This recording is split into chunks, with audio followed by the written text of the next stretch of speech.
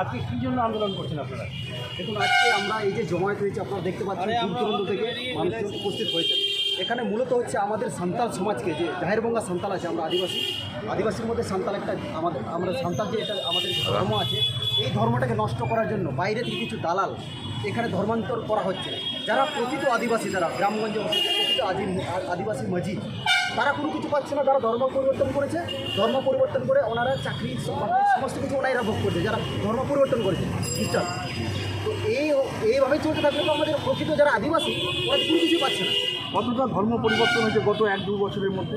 অনেক গাজলে হয়েছে মোটামুটি হিসাব মতন 8,800 গাজল ব্লক, হবিবপুর ব্লকে হয়েছে 11,000-এর মতো, তো বামনগোলাতে হয়েছে মোটামুটি ধরনের 3300-র মতো। গাজলে কত বললেন? 8,800। আচ্ছা, টোটাল জেলায় কত হয়েছে? টোটাল জেলায় এখনও পর্যন্ত গাজল, হবিবপুর, ওলমালদা এই 3টে বিধানসভা মিলিয়ে কাছাকাছি 20,000-এর মতো ধর্মান্তরিত, এবং তারা ব্যবহার করছে আবার ধর্মান্তরিত মানে অন্য ধর্ম হয়ে যাচ্ছে, তারা ব্যবহার করছে আবার এসটি রিজার্ভেশন। এবার যখন একজন আদিবাসী যখনই তার ধর্ম পরিবর্তন করছে, যে সমাজ পরিবর্তন করছে, সেই মুহূর্ত থেকে সে আর আদিবাসী থাকছে না, সে আর এসটি পাওয়ার যোগ্য না, সেই মুহূর্তে সেটা বাতিল। কিন্তু চাকরির ক্ষেত্রে বা পড়াশোনার ক্ষেত্রে তারা সেই রিজার্ভেশনের কোটাই ব্যবহার করছে। আমরা যেটা চাইছি যে ওই রিজার্ভেশন চাকরি যেটা আছে ডিলিস্টিংটা করা হোক, চাকরিটা পুরো বাতিল করা হোক, এবং বিদেশিরা যারা অন্য ধর্ম লিখছে, ধরুন খ্রিস্টান লিখছে, তাদের এসটি রিজার্ভেশনটা বাতিল করা হোক।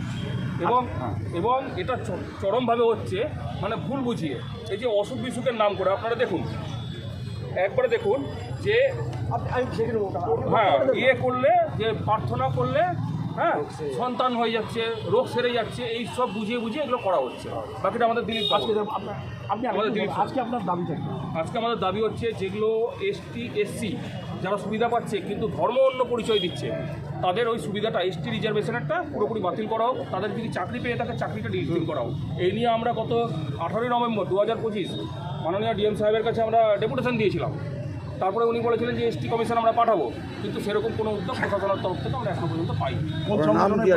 কোন সংগঠনের পক্ষ থেকে? এটা দুটো সংগঠন আছে, একটা হচ্ছে হিন্দু কমিউনিটি ট্রাস্ট, দ্বিতীয় হচ্ছে মারাঙ্গুরু সান্তাল বিদিন সমাজ। আপনার নাম? আমার নাম হচ্ছে সব্যসাচী দাস, রেজিগনেশন জেলা কমিটির সদস্য। উনি হচ্ছেন আমাদের সেক্রেটারি বিনয় হেমব্রম। আরেকজন কে বলবে? আজকে ছোট করে বলবেন, বলছি আজকে মূলত কী নিয়ে র্যালি করছেন আপনারা?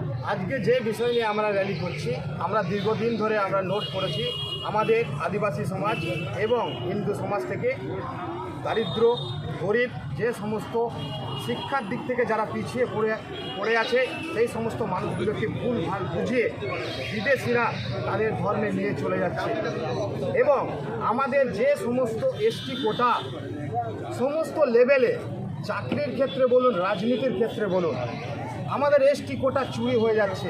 তারা নিচ্ছে কনভার্টেড, বিশেষ করে কনভার্টেড খ্রিস্টানরা আমাদের সাঁওতাল সমাজ থেকে ভুলভাল বুঝিয়ে কনভার্টেড খ্রিস্টানরা আমাদের আদিবাসী ভাই বোনেদেরকে নিয়ে চলে যাচ্ছে।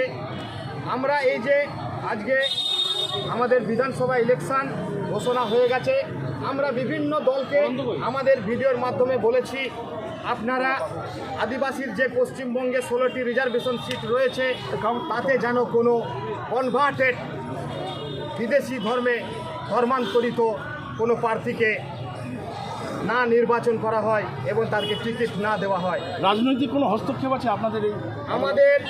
আমরা পার্টিকুলারলি কোনো রাজনীতির বিরোধী নয়, আমরা রাজনীতির লোক নয়, আমরা ভারতীয় সংস্কৃতিকে রক্ষা করতে চাই। যে সমস্ত এমএলএ এমপিরা বিদেশি ধর্মান্তরিত হয়েছেন এবং এসটিদের কোটা থেকে তারা দাঁড়াচ্ছেন, দাঁড়িয়ে রাজনৈতিক পাওয়ারটা যখন হাতে পেয়ে যাচ্ছেন, অতি সহজে আমাদের আদিবাসী গরিব মানুষগুলোকে ধর্মান্তরিত করে ফেলছে তাদের প্রশাসনিক ক্ষমতার জোর দেখিয়ে। আপনার নাম আর ডেজিগনেশন? আমার নাম দিলীপ সরেন, আমি সামান্য সোশ্যাল ওয়ার্কারের কর্মী। চলো চলো।